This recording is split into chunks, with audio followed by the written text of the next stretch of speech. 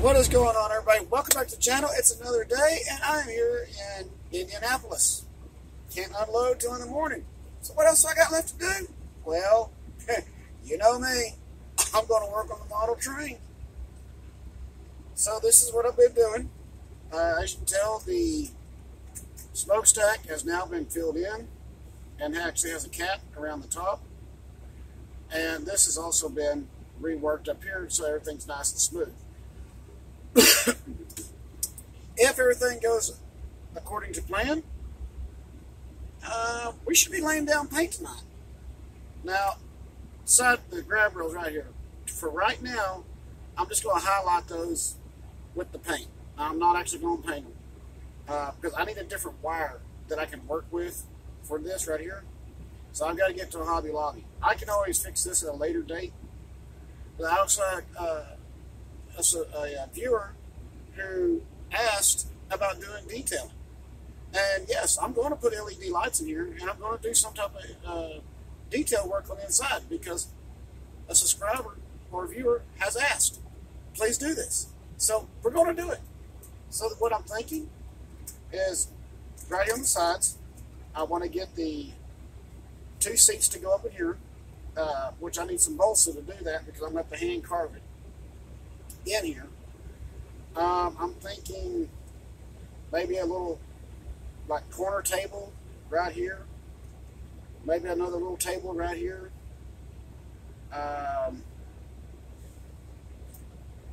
make a potbelly stove for the inside, make the cabinets right here with the little rails on it, and light it up. Now, I apologize, my voice still is not really good. To make it light up, because these are non-lit trucks, there's no way to really put a snap-in piece right here to put rollers on it. I'm going to use an old G-scale trick, which means the Santa Fe box car that I bought for $3.25, brand new, still in its box, several videos back, like multiple videos way back in time, that I had totally forgot about purchasing until my wife said, hey, you got a package here. One of those deals. What I'm thinking about doing is running a tether, about a 2-wire tether with some LED strip lights up here, and see if I can't find a micro plug that I might be able to put in down here, and on each end of it, still have enough room to swivel without interfering with the knuckle. That way it has that nice little hose detail hanging down, you know. If not, there again, I will have to change out trucks all over again just to put the LEDs in. Or I could find a battery pack, like a AAA battery pack, 3 of them, put somewhere in here and put a switch down here at the bottom. I don't know. I'll figure out something to do that, to make it work. I'm even seriously about putting green wheat bulbs in the lantern. I've got the jewels here on the truck, but I need to make sure they're in the correct, I got the correct ones. I know I've got the green, and I've got a couple of reds. I don't know if I have the ambers with me. That's a good question. I don't know. I have to look. Again, all this is doing, I'm doing all this by hand. Everything you see on this car has been done by hand. Hand bent wire. The smokestack, I cut these, hand took to JB Weld, made the stack right here to curve it in to give it its cap. All done by hand.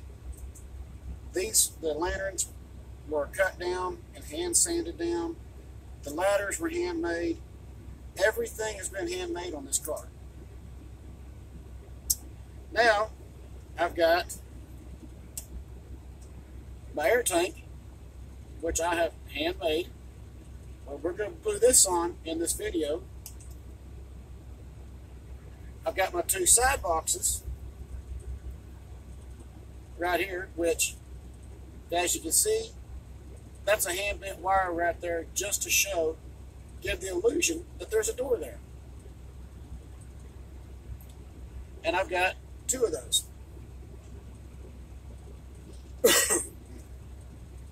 that we're going to put on. Sorry about the brightness. It's daytime. I would prefer it to be night. It's a lot easier to see. Alright, so let's take a look at how we want to position these.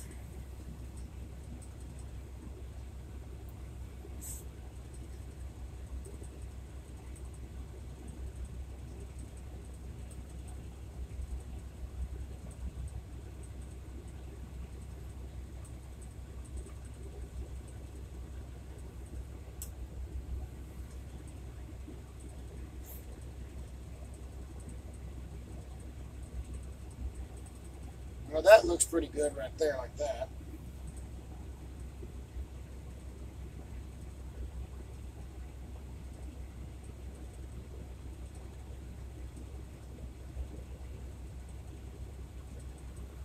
So what I'm after to do right now is pretty much like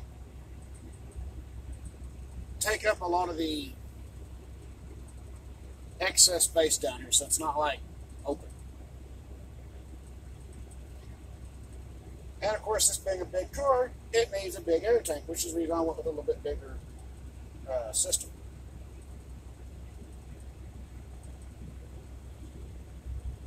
Get off there.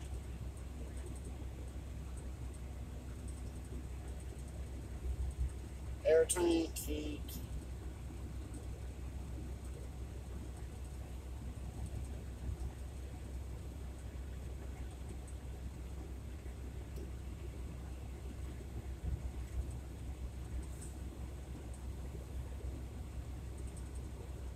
Okay, well, it looks like there's a good spot for it right there.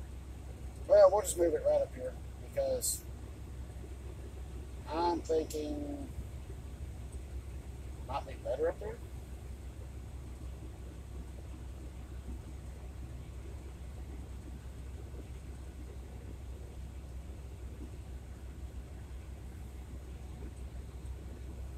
Alright, so we got that one there.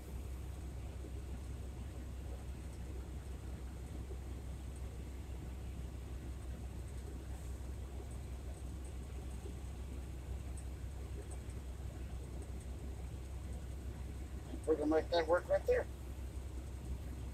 Is this prototypical spotting? No. But it's fun.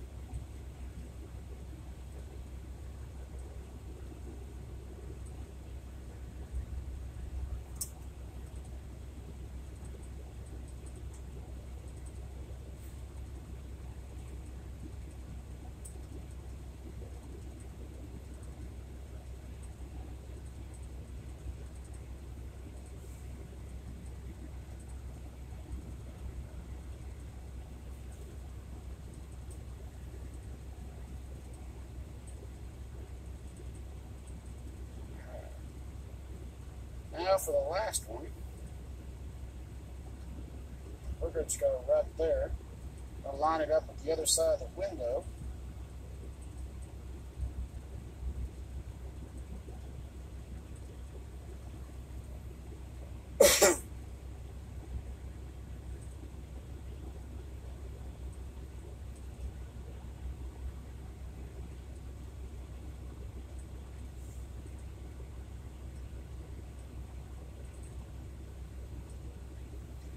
I want the stuff to dry good, so that way we can paint the bottom frame tonight and get this all kind of knocked out.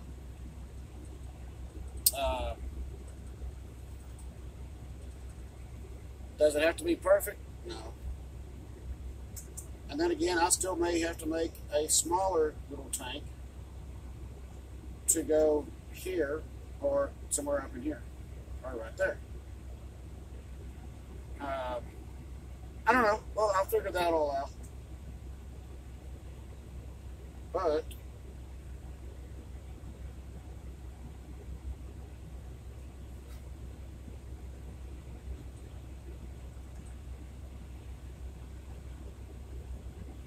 this car is starting to get a little bit of weight to it now. I mean, it was before, when I combine the two, it started getting some weight. But right now, it's nice and tacky. Making sure no glue got into the separation marks.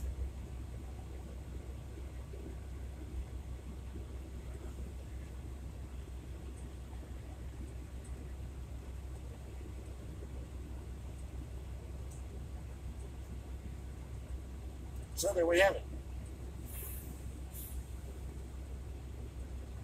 And this allows, even from the other side, it doesn't just look like it's, there. I do have a clevis bar if I really wanted to go in and make some more wires. I could. But I got a ton of this stuff that I've made. I got to think about that. Because I don't want this car to get so detailed that I'd be scared to run it. Light it up? Yes. Make it look good? Yes. Give it a prototypical paint scheme? Maybe. And honestly, the way this car kind of really came about, it's basically a long caboose, or what would be considered a modern day Drover's. If I had sliding doors to cut the body and put in there, it'd be a Drover's caboose. Honestly, that's being very true. But I'm really liking it. I mean, the whole underframe's not going to have a great deal of detail just because of this right here, where the JB weld was put in to make it steel. But it's done its job, and it's holding together, and it's coming together pretty quickly. So let's hope here in a couple hours we can get the bottom frame painted.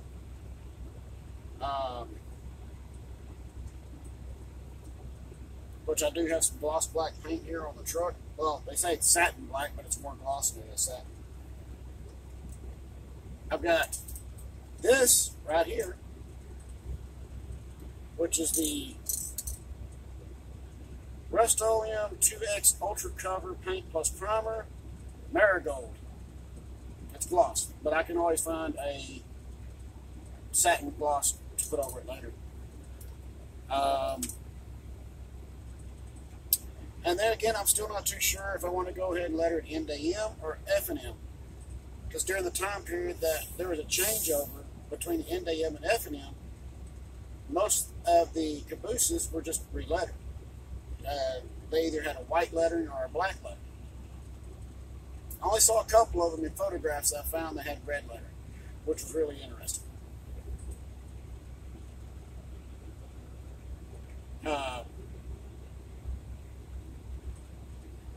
Sorry about that.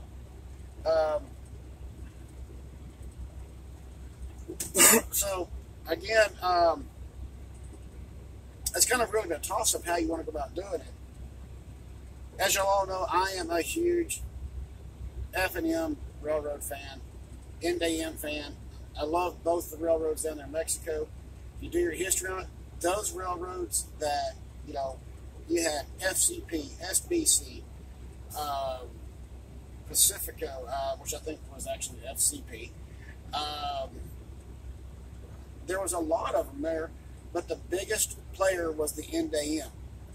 And I love the NdeM Railroad and the FNM. Why? Because they utilized everything. They built some one-off locomotives. They built stuff to utilize. In one of the photographs that I found, they took an interurban car that they couldn't get motors for anymore, decided to make it revenue during the FNM period, put trucks underneath it, and they turned it into a revenue car. That is called utilizing everything, and I really like that.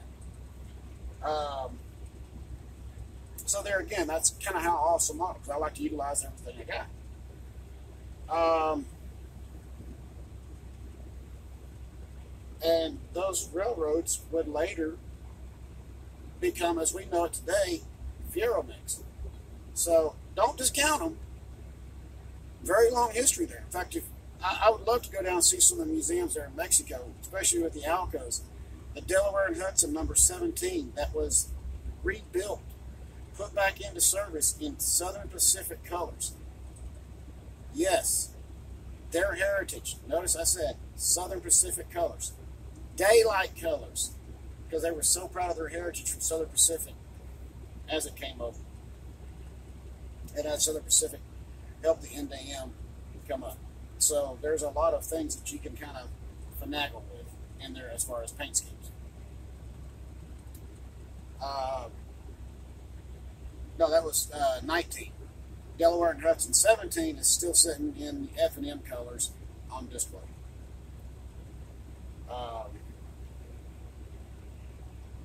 So yeah, there's just a lot of it. I'm a huge fan of the Southern, the Mexico rail system. All the way up to the Kinky Cheryl passenger cars, which we're going to be working on here in the next couple of days. Back working on it. One of the other things that you'll find also down there in Mexico is the Chihuahua Pacifico. It's a passenger service in Mexico. Beautiful cars. Absolutely beautiful paint scheme. The locomotives look good. And then you have the El Chepe Express now, which is refurbished Kinky Cheryl passenger cars. And there, you see videos of the inside of the El Chepe Express. Holy crap. You are walking into literally first class service all the way. They have it separated. First class, coach, business, you name it. And the interiors are just gorgeous.